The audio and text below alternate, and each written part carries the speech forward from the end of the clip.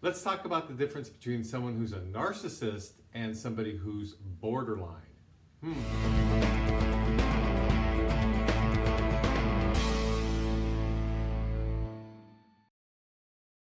So welcome everybody to Ask a Shrink. I'm Brad Shore. I'm a licensed therapist. Today I want to talk about the differences between borderline personality disorder and narcissistic personality disorder. But I'm not going to specifically talk about the personality disorders themselves in a formal type of way because I'm not going to go over all the criteria that's needed to make a diagnosis, for example. I want to talk more about just the traits or the features where somebody has a sprinkle of this or a sprinkle of that, and that you can see that in some of your friends, your loved ones, your family. Maybe you have some traits yourself. Maybe you were raised by either a narcissistic mother or father or a mother or father who has borderline personality traits. So let's look at all that today.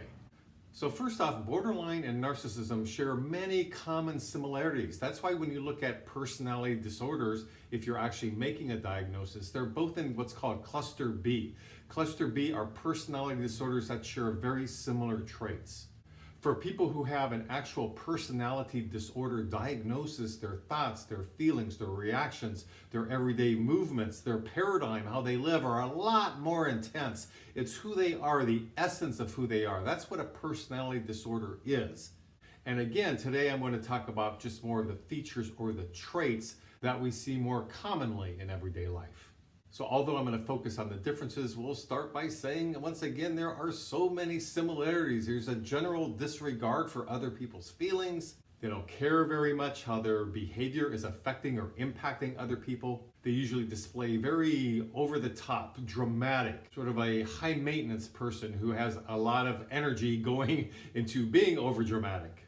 Both share the fear of abandonment on some level. That's key. And both involve a need for attention. Now, for some of the differences, somebody with borderline usually has not attached well to their parent when they were growing up. There was not a bond, and that lack of attachment has led them to have crazy erratic behavior as they get older. There's this incredible fear of abandonment, and that leads to behavior that can include suicide attempts, self-harming, a lot of suspicion, paranoia. What do you want from me? A lot of impulsivity, and the impulsivity comes from the lack of attachment from the parent when they were growing up, because there wasn't a fundamental, strong, safe bond there. So that affects the child, right? It's not their fault, but they don't have that connection with somebody. So as they get older, that plays out in the acting out in terms of impulsivity. It's like they're not grounded. There's no anchor there. And that anchor would have been the bond that would have been provided by the parent, which is not there. So without the anchor, they're all over the map, sometimes literally and figuratively.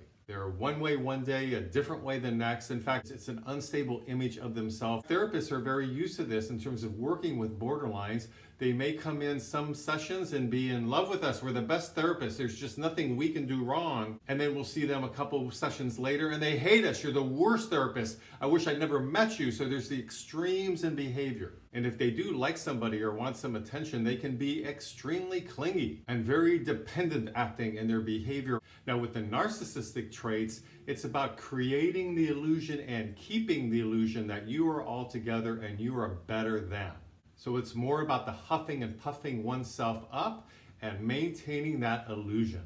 Now, they don't know they're creating this illusion. In fact, if you tell them they're creating an illusion, they're not going to get it, and they're probably going to argue with you because the illusion is so deeply believed that it's not an illusion to them. They really believe it. So that's why it's difficult to work with narcissistic personality disorder in therapy, because they're not coming in really to get help. They maybe are coming in because they're having trouble with work or trouble finding a relationship. There's some symptoms out there, but because it's narcissism, they're not able to go in and assess themselves in terms of the fact that they are maintaining this facade. So narcissism is much more about wanting flattery or insulting others at the expense of that other person's feelings, or interactions and relationships with people. They want to be the one in control, in charge. They may either be critical or loving towards you or flattering towards you, depending on if you're critical or flattering towards them. So you're going to get back what you put out, and they're going to one-up you on that, guaranteed. So in terms of interaction with others, narcissists think that they can only be understood by other high-powered superior people. And if they continually feel misunderstood, that's okay, because I haven't met somebody who's high power or better than me to understand me. While on the flip side, borderline traits are going to feel very misunderstood, and in the misunderstanding feel very mistreating. You have done me wrong. And also in general, men tend to have more narcissistic traits, while women tend to have more borderline type of traits. Someone who's borderline, because of the neediness and clinginess that I brought up earlier, may devote their lives to somebody, may have their life revolve around somebody else's life, or somebody who's narcissistic is going to make sure that other people's lives revolve around them. And while both narcissists and borderline have an underlying fear of being abandoned, it's more common that borderlines are going to be clingy and not do the abandoning, whereas narcissists more typically actually do the abandoning. So as you can see, many of the traits overlap. They're integrated in many ways. However, there are a few definite differences. Repeating the fundamental fear of abandonment is common for both disorders.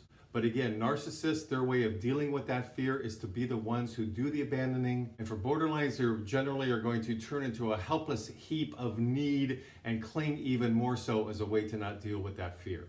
And the second significant thing to remember is that in general, narcissists are a little more in control of their life in terms of how it looks to the outside world. Whereas with borderline traits, the person can turn into a heaping mess of emotions, very out of control. They may attempt suicide. They sometimes need to be put on an involuntary hold. They're the person who's more likely to turn into a stalker if a relationship has broken up and they're not happy about it.